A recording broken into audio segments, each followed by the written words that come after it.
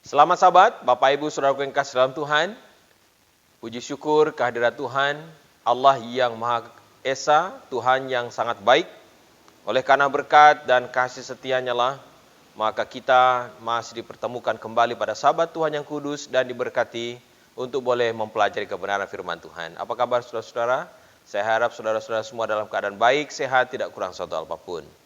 Pagi ini kita bersyukur oleh karena kasih setia Tuhan, kita masih diperkenankan untuk boleh kembali belajar kebenaran firman Tuhan.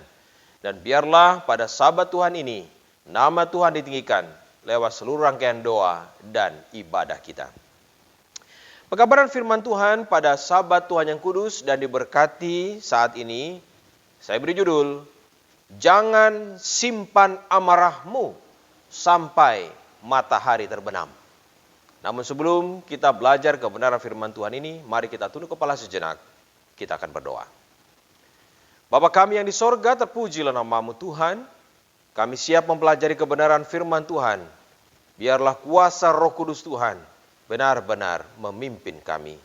Urapi kami dan biarlah kebenaran ini dapat kami hidupkan dalam kehidupan kami.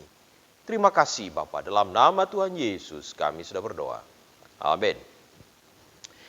Nah Bapak Ibu Saudara yang dalam Tuhan, kita akan membuka Alkitab kita di dalam Efesus pasal 4, mulai ayat 17 sampai ayatnya yang ke-32. Tetapi saya tidak akan membaca secara keseluruhan, sebahagian saja, nanti saudaraku boleh membacanya di rumah. Efesus pasal 4, ayat 17 sampai 32, manusia baru. Sebab itu kukatakan dan kutegaskan ini kepadamu di dalam Tuhan. Jangan hidup lagi sama seperti orang-orang yang tidak mengenal Allah dengan pikirannya yang sia-sia dan pengertiannya yang gelap, jauh dari hidup persekutuan dengan Allah karena kebodohan yang ada di dalam mereka dan karena kedegilan hati mereka. Perasaan mereka telah tumpul sehingga mereka menyerahkan diri kepada hawa nafsu dan mengerjakan dengan serakah segala macam kecemaran. Tetapi kamu bukan demikian. Kamu telah belajar mengenal Kristus. Karena kamu telah mendengar tentang Dia dan menerima pengajaran di dalam Dia menurut kebenaran yang nyata di dalam Yesus. Yaitu bahwa kamu berhubung dengan kehidupan kamu yang dahulu harus menanggalkan manusia lama yang menemui kebinasaannya oleh nafsunya yang menyesatkan, supaya kamu dibaharui di dalam roh dan pikiranmu, dan mengenakan manusia baru yang telah diciptakan menurut kehendak Allah di dalam kebenaran dan kekudusan yang sesungguhnya. Karena itu buanglah dusta dan berkatalah benar seorang kepada yang lain, karena kita adalah sesama anggota. Ayat 26. Apabila kamu menjadi marah, janganlah kamu berbuat dosa. Janganlah matahari terbenam sebelum padam amarahmu. Dan janganlah beri kesempatan kepada iblis. Bapak Ibu Saudaraku yang kasih dalam Tuhan. Efesus pasal 4 mencatat khotbah Paulus kepada jemaat di Efesus ketika dia menyinggung tentang kehidupan manusia baru, manusia yang telah diubahkan ketika mengenal Yesus Kristus. Saya tidak akan membahas secara keseluruhan, tetapi saya rindu agar kita boleh menyimak satu hal penting secara khusus yang terdapat di dalam ayat 26 tadi. Dengan jelas dikatakan di sana, apabila kamu menjadi marah, jangan kamu berbuat dosa. Nah, saudara yang kasih dalam Tuhan, saya ingin tanya kepada saudara-saudara, berapa banyak di antara kita saat ini yang tidak pernah marah? Adakah di antara saudara dan saya, umat-umat Tuhan yang mendengarkan firman Tuhan saat ini, yang benar-benar yakin, hakul yakin seumur hidupnya tidak pernah marah? Saya tidak tahu bagaimana kehidupan saudara dan saya seandainya kita tidak pernah marah. Alkitab mencatat, Yesus pun pernah marah. Bahkan Alkitab juga mencatat seorang nabi yang disebut sebagai manusia yang paling lemah lembut di bumi. Siapa dia? Musa. Dia pun pernah marah. Nah, kalau saudara dan saya, kita sebagai umat Tuhan dikatakan kita tidak pernah marah. Saya kira itu adalah satu hal yang sungguh luar biasa, bukan? Nah, saudaraku yang kasih dalam Tuhan, satu kali diceritakan, saya pernah melihat sebuah berita di televisi. Seorang, ya, saya tidak sebut profesinya lah ya, seorang yang datang mengunjungi sebuah klinik. Ketika dia datang ke klinik tersebut untuk berobat, rupanya dia tidak menggunakan masker. Dan kemudian seorang perawat jaga yang menjaga, ya, dia kemudian menegur pria ini dan katakan, tolong pakai maskernya. Rupanya pria ini tidak terima ditegur. Dan kemudian dia marah. Dalam kemarahannya ini, dia kemudian menampar pipi wanita itu. Dan akhirnya berbuntut panjang, saudara. Apa yang terjadi? Wanita ini tidak terima dan dilaporkan kepada pihak yang berwenang. Dan pria ini pun ditangkap. Pada akhirnya dia harus mempertanggungjawabkan perbuatannya. Kenapa bisa begitu? Kenapa bisa marahnya sampai seperti itu? Lah, kalau marah yang tidak terkontrol dan kemudian seperti itu jadinya, yang harusnya bisa diredam, yang harusnya bisa ditahan, yang harusnya bisa menerima, pada akhirnya harus merasakan jeruji besi. Toh kita juga yang harusnya yang akan rugi kalau itu terjadi, bukan? Nah, apa toh kemarahan itu? Kenapa seseorang itu marah? Ya. Apakah yang menjadi penyebab sehingga timbulnya kemarahan? Sebab tidak mungkin orang itu tiba-tiba marah tanpa sebab. Ya. Kalau orang tiba-tiba marah tanpa sebab, ya, beda marah dengan marah-marah. Kalau seandainya dia marah-marah tanpa sebab, ya bisa dikatakan dia agak kurang waras, ya. Tapi kalau seseorang itu marah, tentu ada alasan, tentu ada penyebab sehingga dia marah.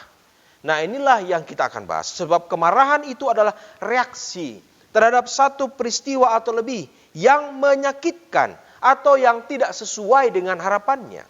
Apakah dia telah dikecewakan, apakah dia telah dikhianati, atau dia tidak mendapatkan sesuatu yang dia inginkan, atau mungkin dia diperlakukan dengan tidak pantas, dia merasakan ketidakpuasan, dia disakiti, dan lain sebagainya. Setiap orang tentu pernah merasakan pengalaman yang tidak menyenangkan, bukan? Hanya masalah waktu saja, apakah saudara dan saya akan mengalami hal yang demikian? Karena tidak akan ada yang bisa menduga kapan kita akan mengalami hal-hal yang tidak menyenangkan tadi. Apalagi jika berkaitan dengan masalah ego, saudara. Orang yang egonya tinggi, disenggol sedikit saja, itu bisa meledak seperti bom. Nah, setiap orang memang tidak bisa menghindari kemarahan. Sebab pengalaman itu akan dialami oleh siapapun dan bisa jadi kita tidak bisa menghindar. Cepat atau lambat, semua orang akan menghadapi tekanan demi tekanan. Dan inilah yang mendorong seseorang untuk meluapkan emosinya dalam reaksi tadi, yaitu marah. Nah, Efesus 4 ayat 17 sampai 32 ini menyoroti tentang menjadi manusia baru di dalam Tuhan. Di dalam firman Tuhan tadi dikatakan, Paulus ingin menunjukkan, kamu dulu seperti itu. Tetapi sekarang setelah kamu menjadi pengikut Kristus, setelah kamu diubahkan dengan kuasa Roh Kudus yang tadi dikatakan mengubahkan kehidupan, maka seharusnya kita tidaklah demikian. Efesus pasal 4 ayat 26 tidak melarang kita untuk marah, saudara. Tidak disebutkan kamu tidak boleh marah. Pengikut Kristus tidak boleh marah. Tidak pernah ada seperti itu.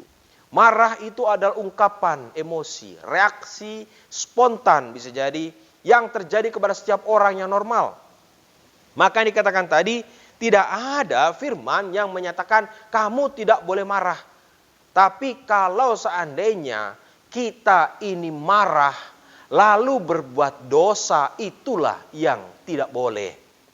Yang ditekankan di dalam kebenaran firman Tuhan ayat 26 tadi katakan, saya baca sekali lagi. Apabila kamu menjadi marah, janganlah kamu berbuat dosa. Alkitab katakan jangan beri kesempatan kepada iblis. Nah, apa sebenarnya yang mendasari kemarahan kita? Jadi kalau saudara marah ya, setiap orang yang kemudian disenggol egonya dan kemudian dia marah. Ada dua hal yang membuat seseorang ini menjadi seperti ini. Yang pertama adalah sebab kemarahan, kenapa dia marah. Dan yang kedua bagaimana dia mengekspresikan kemarahan itu. Ada orang yang hanya keinjak kakinya itu marah bisa luar biasa. Ada orang yang keinjak kakinya senyum, saudara. Jadi beda orang, beda reaksi. Ada orang yang dipukul, pak. Oh, dia bisa balas luar biasa balasnya itu. Tapi ada orang yang dipukul, pak, dia senyum, saudara. Saya ingat pengalaman beberapa tahun yang lalu, saya pernah itu. Ketika saya jalan dengan cewek saya, yang sekarang jadi istri saya, saudara. Saya dipukul di pinggir jalan tanpa alasan yang jelas. Dan oleh karena saya waktu itu bersama dengan cewek saya, mau marah bagaimana malu. Dan kemudian saya katakan, sudahlah senyum saja. Saudara yang kasih, efek yang semacam ini itu perlu latihan, saudara. Kalau orang marah, lah itu malah jadi tidak karu-karuan. Karena waktu marah timbul perkelahian, rugi dewe. Jadi kita semua harus berani untuk menahan diri. Jadi saudara yang kasih dalam Tuhan, yang pertama penyebab marah.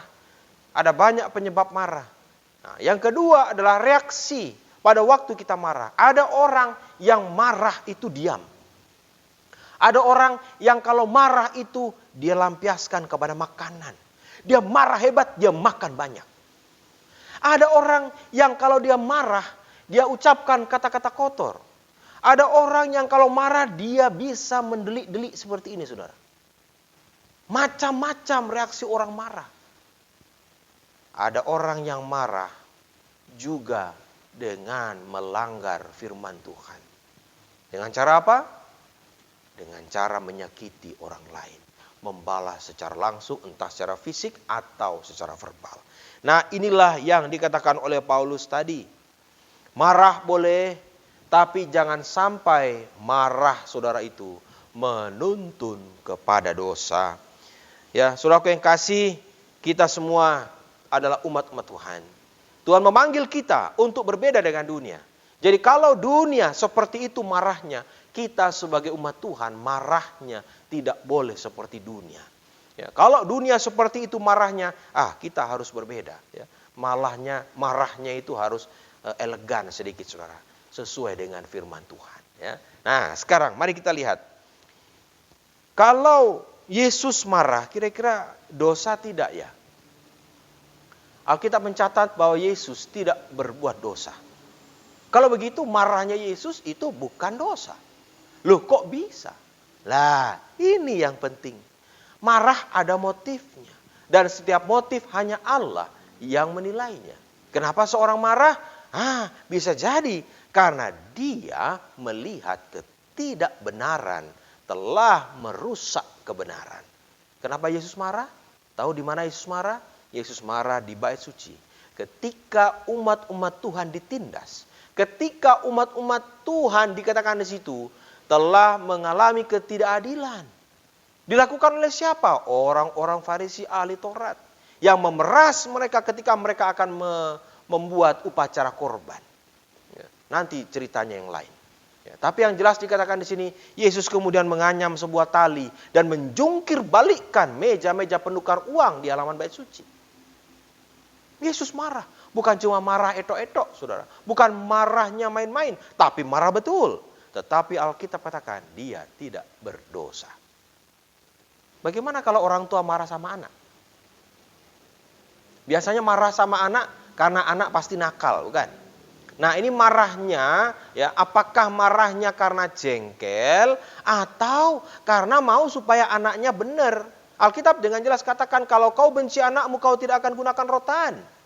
Tapi kalau kau mengasihi anakmu, kau akan gunakan rotan. Artinya, supaya anak itu tidak tersesat, maka orang tua wajib gunakan rotan. Bagaimana dengan seorang guru yang marah di kelas? Zaman dulu, zaman saya, saudara, Kalau saya berbuat hal yang tidak benar di sekolah, biasanya dijewer, saudaraku. Ya. Biasanya dijewer atau dijemur di lapangan. Menghadap bendera, ya, tiang bendera sama hormat begini, saudara. Nah, sekarang itu bisa dilaporkan ke polisi, repot ya. Tapi itulah sekarang dunia. Saudara dan saya, kita semua bisa marah. Tapi motifnya apa? Dan inilah yang disebutkan tadi. Kalau saudara dan saya motifnya benar untuk membela kebenaran, untuk sesuatu yang benar, tentu Tuhan juga memahaminya. Nah, saudara yang kasih dalam Tuhan, Tuhan Yesus sendiri pernah marah seperti yang saya katakan tadi. Meskipun demikian dalam mengungkapkan kemarahan, dia tidak melakukan dosa. Demikian juga dengan kita. Dalam mengungkapkan kemarahan, itu harus disampaikan dengan hati-hati. Karena hati manusia itu sangat sensitif. Kemarahan yang tidak diinginkan oleh firman Tuhan adalah kemarahan yang didasarkan kepada dengki, kebencian, iri hati. Kemarahan yang diungkapkan atau dilakukan tanpa kendali, serta kemarahan yang terus-menerus dipendam dalam hati. Kemarahan yang tidak terkendali, harus dihindari bahkan harus dibuang jauh-jauh. Jadi kalau sampai lepas kontrol, lepas kendali, lalu marahnya itu sampai menyakiti orang lain, lah ini yang tidak boleh. Apalagi kalau seandainya emosi itu dipendam, kemarahan itu dipendam bertahun-tahun. Ini justru akan merugikan kita sendiri. Kenapa tidak boleh memendam kemarahan? Kenapa tidak boleh kita memendam kepahitan?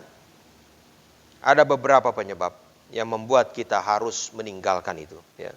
Yang pertama, kenapa tidak boleh simpan amarah? Kenapa tidak boleh kita simpan-simpan itu kepahitan? Yang pertama, karena itu dapat membawa akibat buruk bagi kesehatan secara fisik. Karena menguras energi, merusak organ-organ tubuh. Ya. Bagaimana bisa? Orang yang marah, saudaraku. Ya. Pernah lihat orang yang marah? Itu tensinya bisa naik. Pada waktu dia marah, ya, tensinya naik, darah tinggi, bisa pecah pembuluh darahnya, jantungan. Ya, jadi orang yang marah, yang meledak-ledak, yang terus dipendam, jengkel, emosi, merusak diri sendiri. Jantungnya bisa putus, ya. Lalu stres yang berkepanjangan dan lebih-lebih susah mau tidur. Pernah alami, ya? Kalau saudaraku memendam kemarahan kepada seseorang dan tidak terlampiaskan, tidak terucapkan, dipendam terus, mikir terus, akhirnya tidak tidur-tidur, tidak bisa tidur. Ya. Nah, orang yang kita tidak suka, orang yang kita marah ini, enak dia tidur sampai ngorok-ngorok, saudara. Tapi saudaraku, nemen gak iso turu. Ya. Ini merugikan diri sendiri. Makanya saya katakan tadi, jangan suka pendam amarah. Ya. Katakan saja, selesaikan dengan cepat masalah itu, agar tidak membuat kita sakit. Yang kedua, kalau kita suka memendam amarah dan tidak dapat mengendalikan emosi atau amarah kita, artinya suka marah-marah, ya. Yang kedua adalah ini dapat berakibat buruk dalam pergaulan. Saudaraku suka berteman dengan orang yang suka marah tidak? Mana lebih suka berteman? Orang yang penyabar atau yang suka marah-marah? Ya. Banyak orang yang berteman dengan orang yang penyabar. Orang yang tidak lekas naik darah.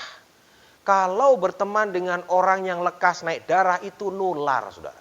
Kenapa? Pada akhirnya kita juga akan menjadi pemarah. Makanya dikatakan tadi, kalau kita punya temperamen seperti ini atau suka marah-marah, ya, ini akan justru membuat kita dijauhi orang. Rugi. Jadi kendalikan emosi, saudara. Ya. Yang ketiga, akan menghilangkan kesempatan untuk bersaksi. Ya. Menghilangkan kesempatan bagi kita untuk menyampaikan kebenaran firman Tuhan. Kalau seseorang terkenal reputasinya suka marah, orang akan melihat, ih wong Kristen kok senengi ngamukan. Orang Kristen kok suka marah-marah. Lah, bagaimana yang dikatakan kasih Kristus itu? Ya tidak cocok sama pekabarannya. Lah, iya tuh. Jadi kalau saudara dan saya, kita ini suka marah-marah, tidak terkendali yang seperti ini, yaitu menjauhkan orang dari kebenaran. Dan yang keempat, ini akan memberi ruang bagi iblis untuk menguasai orang yang suka marah-marah, melakukan perbuatan yang jahat.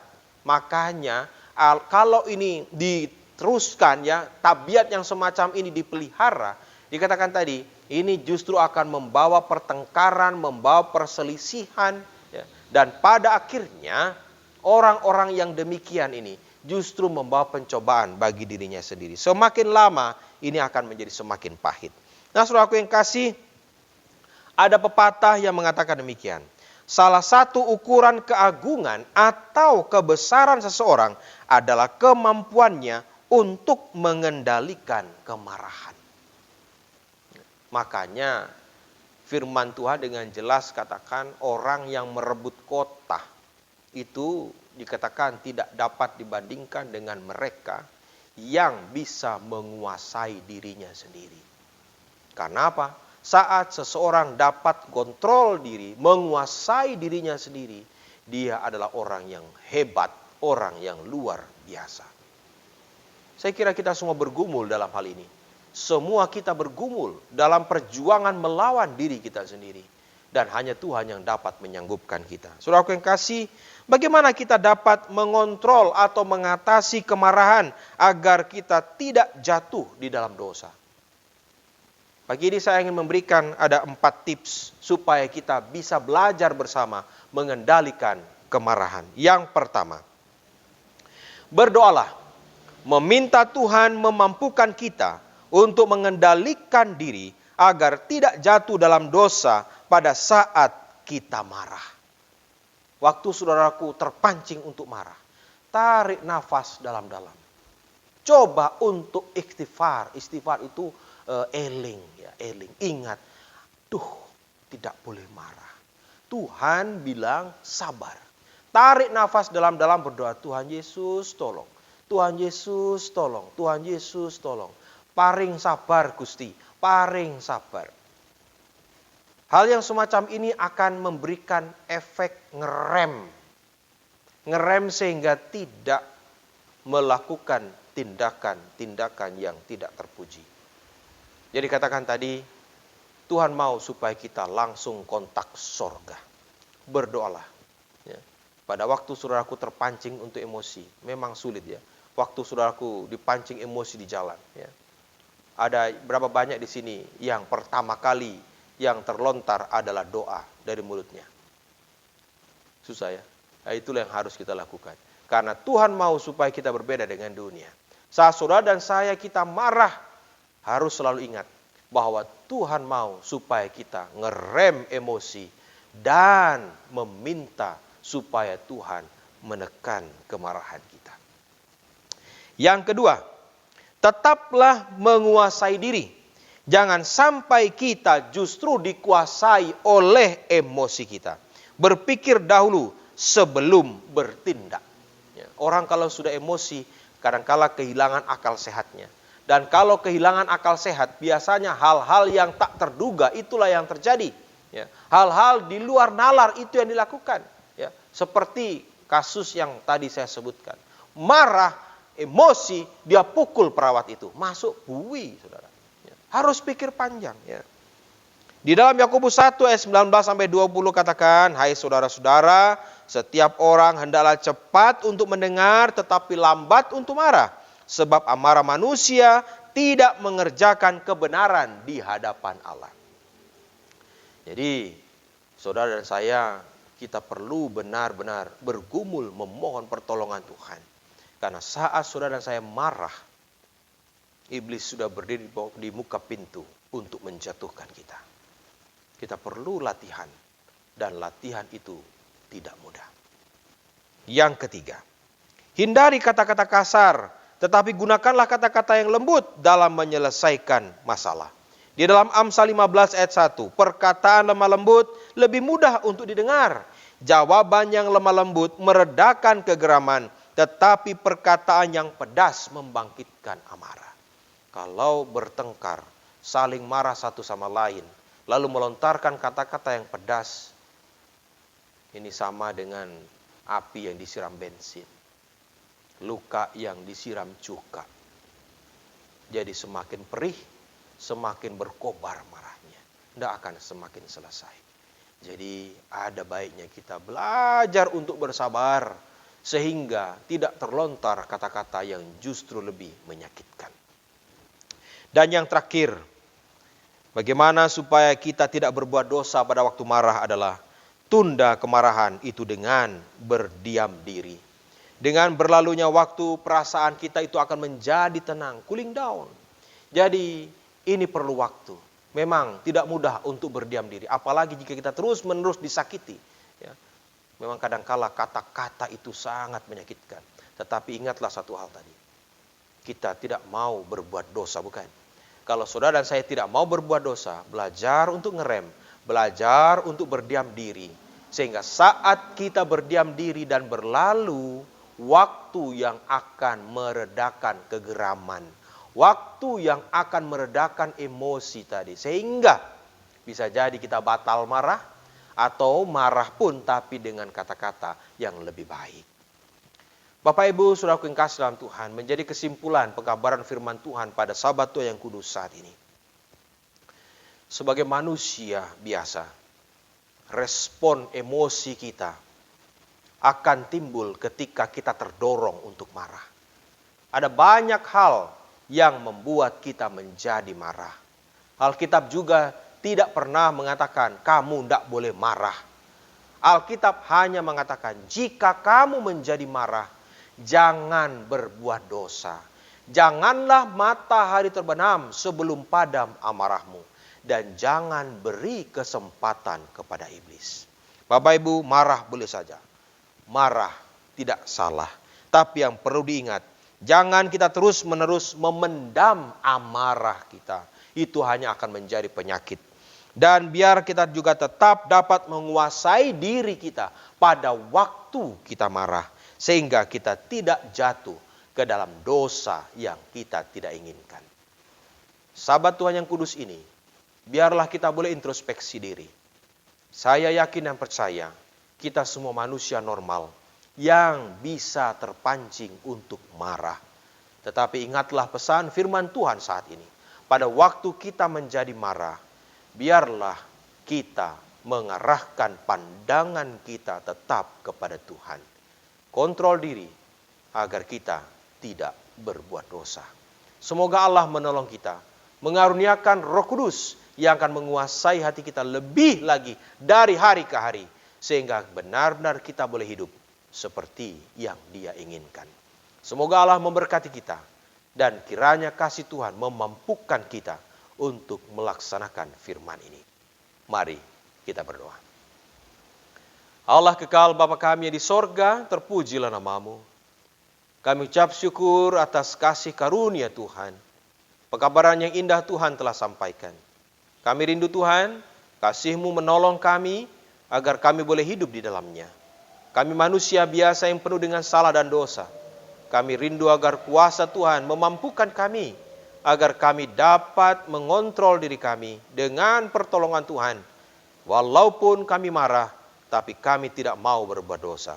Tolong kami Tuhan, agar kami menjadi pribadi-pribadi yang lebih sabar dari hari ke hari dalam menjalani kehidupan ini. Terpujilah nama-Mu, terima kasih, meteraikan benih firman dalam kehidupan kami. Dalam nama Tuhan Yesus, kami sudah berdoa. Amin.